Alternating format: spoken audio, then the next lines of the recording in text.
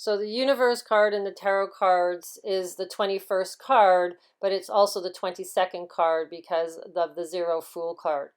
The universe as the end of completion. So it's the completion number, the number 22, a symbol of the zenith of development, the achieved goal. So when I started looking into the Draco constellation, lo and behold, there's this beautiful cat's eye nebula, which happens to look like two circles joined together, which creates the Vesica Pisces, which is like the eye shape, and then you get the pupil and the iris in the middle of this. So this nebula is extremely important in ancient history. Now, this Vesica Pisces represents a doorway. And we also see this depicted with Christ being in the middle of this shape, or the Buddha. So this shape is very important. It is the doorway to freedom. When I started learning about this nebula, I realized that it had significance because it's never moved for thousands of years. It's the position of the elliptical pole station marker is essentially permanent on a timescale of human history, as opposed to the pole star, which changes. The pole star changes, which changes every few thousand years. The pole star changes every few thousand years, but this nebula has never changed. Here is showing the position of where it is, and it's between the two dippers. We got the Big Dipper and the Little Dipper, and the Draco constellation is right in between. And this is very much at the North Pole. It's very close to the North Pole because the Little Dipper, the last star in the Little Dipper, is the North Pole, is Polaris. So it is very, very close to the proximity of the North Pole.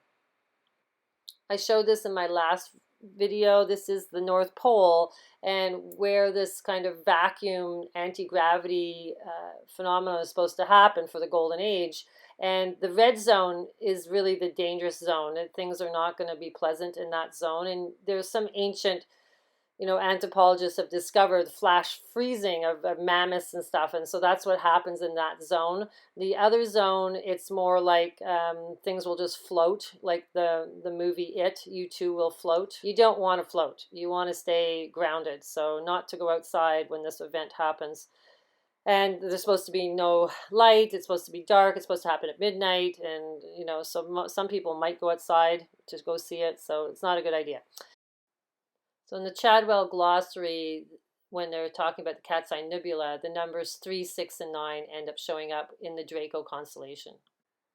So I started thinking about this cat's eye nebula and where else was cats considered very important, and it brought me back to Egyptian history where they were worshiping the cat. The word MIW is to literally mean to see. So it is the cat's eye nebula. I did the gematria on these letters. It comes to 13, 9, and 23, and which adds up to, breaks down to 9.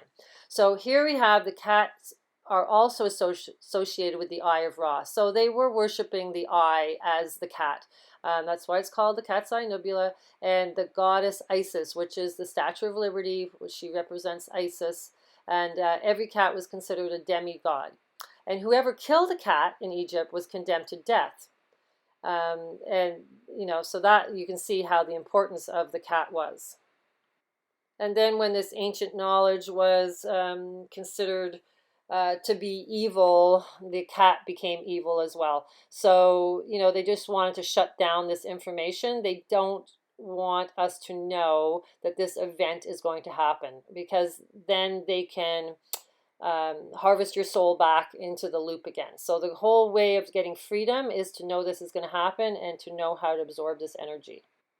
The whole cat's eye is in our faces. We see the all-seeing eye everywhere. We don't really understand what it means, but now I'm starting to put the pieces together to understand what it exactly means. And there's a band called the Cat Empire, and of course it's the cat's eye. It's pretty much in our faces. You just have to know what you're looking for. Then there's the movie The Cat's Eye. Of course, it's only one cat's eye. It's Stephen King. All his movies are relating to this event. If you really look into his work. When I looked up the word pussy for pussycat to see where the root word came from, it also meant rabbit. They also used it in World War II as a slang to take advantage of cloud cover, jumping from cloud to cloud to shadow a potential victim to avoid recognition. So it's like it's hidden. And I also think it's pretty funny that the word pussycat is used for a woman's body parts, and also a snake is used for a man's body parts. So whoever created this place that we are in had quite a sense of humor. So the Cat's Eye Nebula being the feminine, and the Draco constellation, which is the snake, being the masculine. So the meaning of hieroglyphs is the words of the gods. Philae was a town on a confluence of two rivers as well in Egypt, and the emperor Theodosius I closed all the pagan temples down, which were deciphering these hieroglyph symbols. Now the hieroglyphs for the word for cat is M-I-W, which is mew for the sound of the cat, I guess. And the M is also depicted as the owl. There's wisdom. And also it's used for milk. So that's weird. It has two meanings, the M, the pictures. And the flowering reed is the I, and the W is the chickadee, which makes the whole word for cat. The chickadee was also used for that horse and rider star for the Micmac Native Americans. They used the word chickadee for that star, binary star system as well. Here's another D5, which is the all-seeing eye as well. And it can be either to look, to see, or to be blind. And I'm assuming that's where the term comes from for eyes that can see. The hieroglyphs with the IR is the I, which I find interesting for Ireland. Ireland is IR, so the I. And we know all the Celtic ancient history had all this wisdom knowledge. So the Ian, Ian. So is that the Aryan race? Is the I race that understands this I, what the I means? Here we have Hebrew to English, and we have the Yo-He-Va, and the IR again is the I, which ends up being the O, but ends up being the Y. So we're back to the Y symbol, and Va means pillar, support. You know, the pillars of light is the Va, but then that's a Y as well. So yeah, it's interesting how it all kind of moves around and changes through different time periods, but some of it stays the same. The Yodi, you know, it's like in the movie, what is it in the Star Wars movie, Yodi? Yeah, that's where that comes from. Yodi Vahi, but then you have the numbers 6 and 5 and 10. So that ends up adding up to 21, you know, the universe card in the tarot deck. But then you have the Yodi Va, you know, Vahi is the two he's, it ends up becoming 26, which ends up adding up to 8. So yeah, it's interesting how, you know, the forever 21, you always see 21. And then the deciphering of I am, spoke, 21 spoke. Somebody had done this wheel with the Hebrew texts in the biblical text, and she's got here I am equals 21. Yep, it's all about the number 21 and 22. You know, the end of the universe, the end of this time, and going into the golden age. So here is a site that's basically breaking down numbers and the Bible, and you know, the 21st or 22 letters in the Hebrew language, and then I think the spoke wheel goes to 22 as well. So here they're talking about the 21st letter meaning to burn, which is enlightenment, right? Which is it has to do with being able to handle the fire. The name of the 21st letter literally means tooth, so it's you're getting bitten, you know, which makes me think of the serpent biting you. The name is pronounced like sheen, which is the S, you know, the S wisdom, the serpent wisdom knowledge. It's with the S, and it's coming to be like a sharp teeth gnawing. Anyhow, it ends up being the W, which makes me always think of W. It should be double V, but they call it W. So there's this letter W has significance in I found it really fascinating that it means fire and to burn. I was like, whoa. Yeah, so there was 22. So the 22nd one is Tav, which ends up being the cross, which happens to be the last letter in the Hebrew alphabet is the cross. So, you know, the mark, you get the mark, denotes the mark, this sign or cross. That I find interesting. I'm just wondering, wow, when they say you get the mark, is it when you get the bite, when you take on the burn, you get the mark?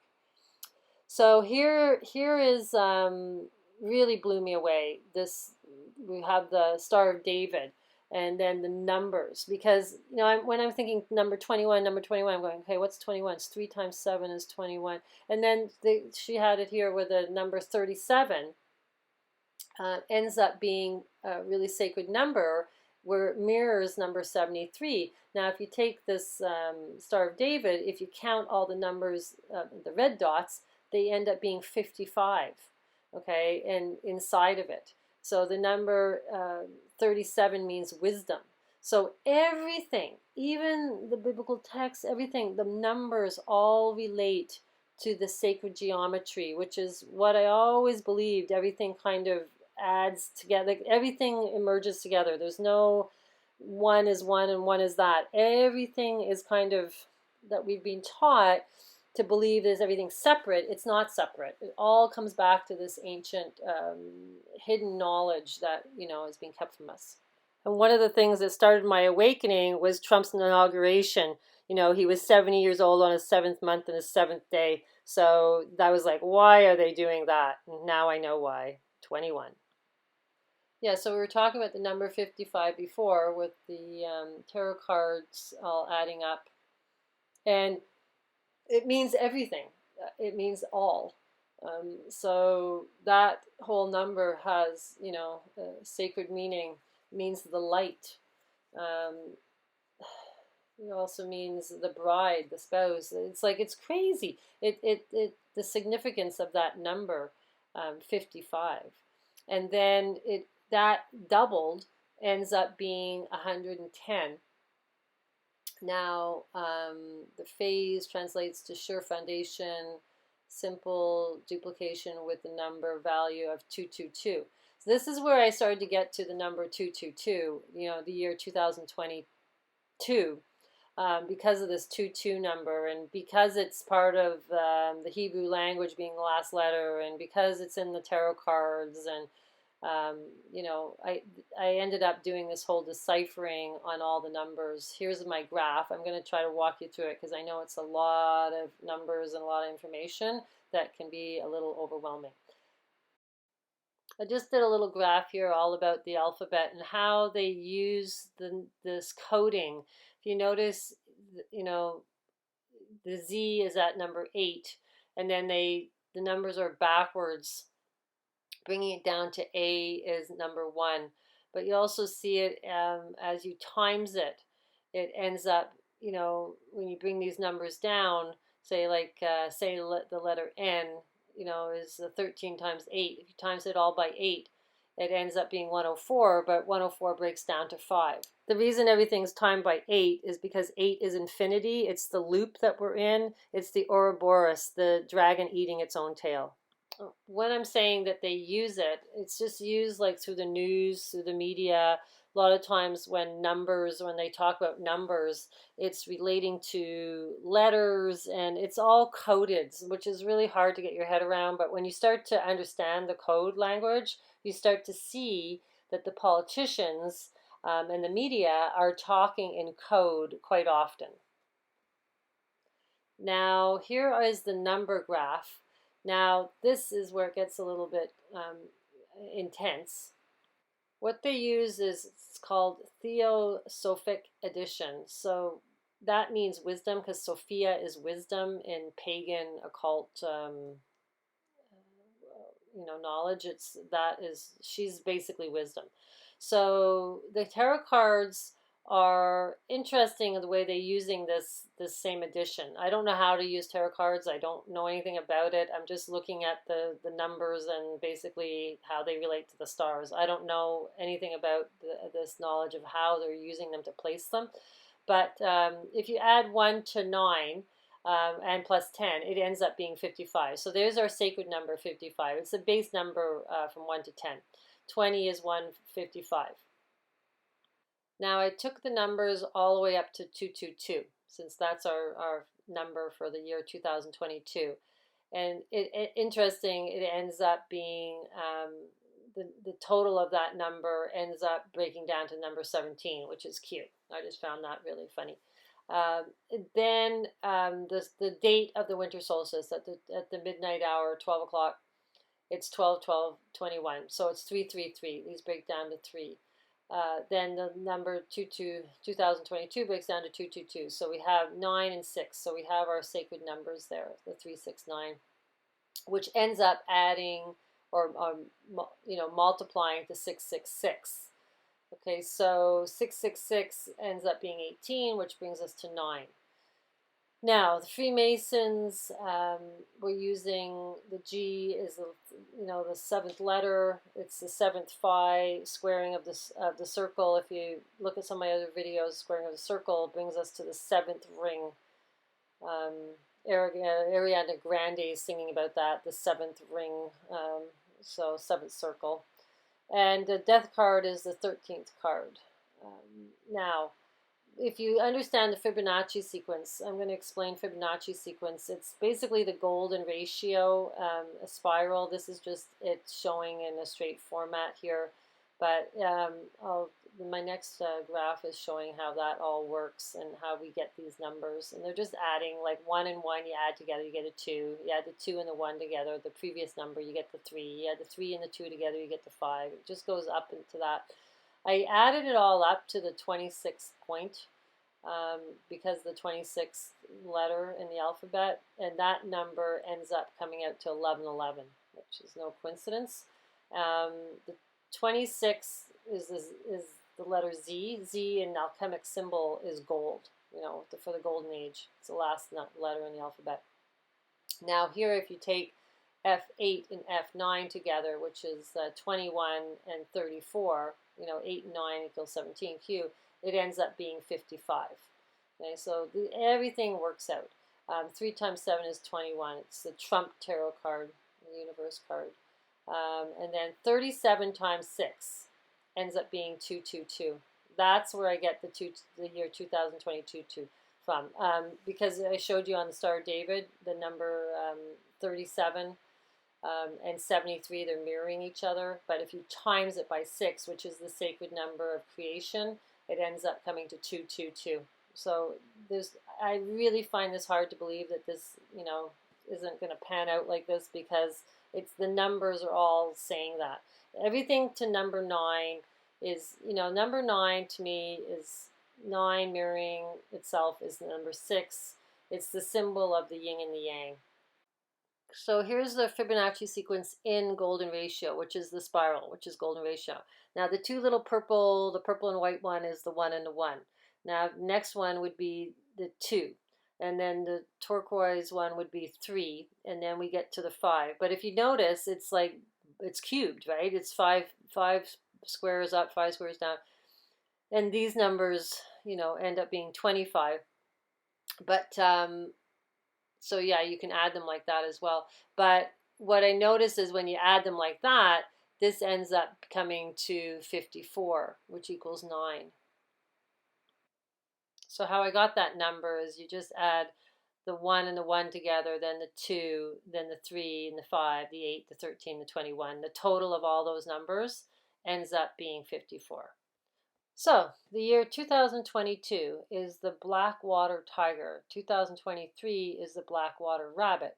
Now what's interesting between the tiger and the dragon is the year of the rabbit. Now the year of the rabbit is also in Vietnamese, Chinese zodiac is called the year of the cat.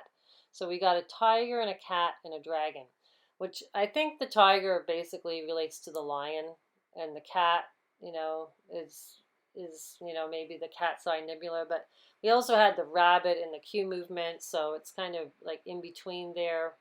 So it's all very interesting. So here we have Chinese martial arts is revealing the dragon. So it represents the spirit. And then the tiger is built to the characteristics of movement. Change forms from being a human being to a fearsome tiger. So it's like you're changing yourself and becoming stronger, I guess, through the tiger or through the lion. So tiger and dragon have a relationship. And it's like I explained before, it's female and male energy. It's also matter and spirit energy. And they're saying here it's also the form of amber, which is the burn, right? It's the burn when we take on this plasma energy through our spinal cord and up through our spinal fluid. We have to burn to open up your pineal gland to be able to handle this new age. So here we have in China, tigers were one of the four super intelligent creatures, along with the dragon, the phoenix, and the tortoise. Now we understand what the dragon is. It's the Draco constellation. The tiger is the cat's eye nebula. The phoenix is Cygnus and becoming the double-headed phoenix, like flying out of the ashes, which was the symbology of the cathedral burning in France. They were relating it to the phoenix. And then the tortoise is the Native Americans. It relates to numbers had been on the tortoise's back, which were sacred numbers. That's their mythology. Here we're getting into the year 2022 with the Chinese years. And what I found interesting here is I didn't realize the winter solstice was the day of the first day of their year originally. They added up how many years until 2022. It was 4,720th Chinese year, which ends up breaking down to number 13, which is this, the Metatron number with the 5 platonic solids bringing us to 13. Also, the cube has 13 points to it. One of the things that popped out of my head when I was looking into this tiger year, that it is called the Dan year. Okay, so the Dan is the tribe of Dan, which to me is our DNA. It's just they've moved the letters around. This is a very important word. Now, the year 2022 is a Yang water tiger year.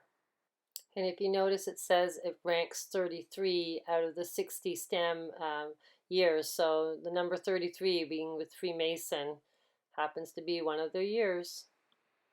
Now here's a bit of a creepy picture of the artist Marina Abramovic. She is like an occult artist, and a lot of celebrities, kind of look at her stuff and buy her stuff. And this tiger with the milk, we talked about the letter M being milk, and then we got the tiger year. So this is just something showing us it's really, this whole tiger year is really in our face, relating to the cat's eye nebula. I wanted to show you how they come to this yin and yang symbol. It has to do with the winter solstice and summer solstice. So they basically put a post in the ground, 8 feet tall, and then they measured the shadow of the two solstices, like every single